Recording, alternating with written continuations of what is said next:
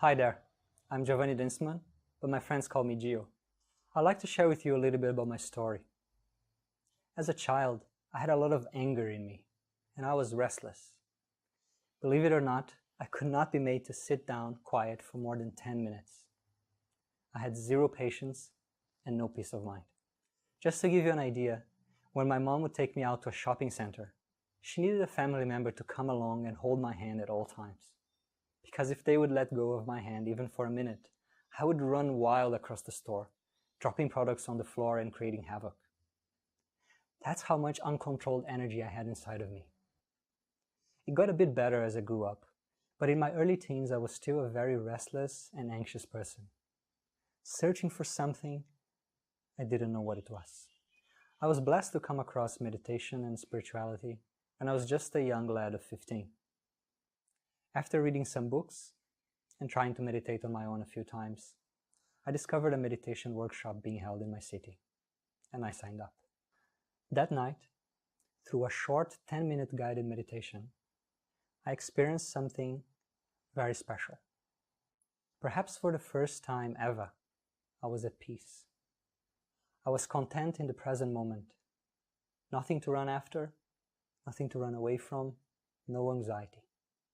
Just happy and still, here and now. With that experience, I told myself that I would continue practicing meditation every day of my life. And so I did.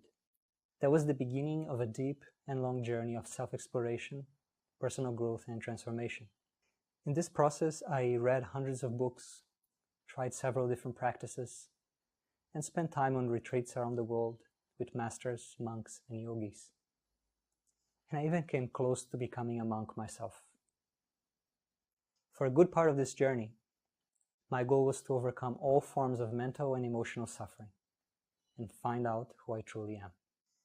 As I moved through life over the next several years, I could see that meditation and the study of wisdom traditions had given me some very special gifts and insights.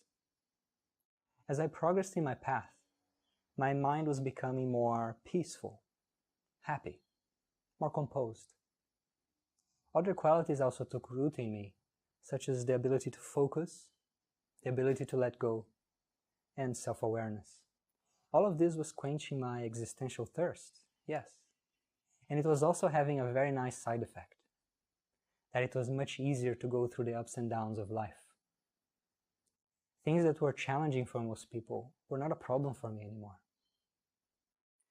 My practices made it easier for me to get jobs, to grow a beautiful relationship with my wife, to migrate to Australia, change careers in a competitive environment, build a side business, stick to daily habits.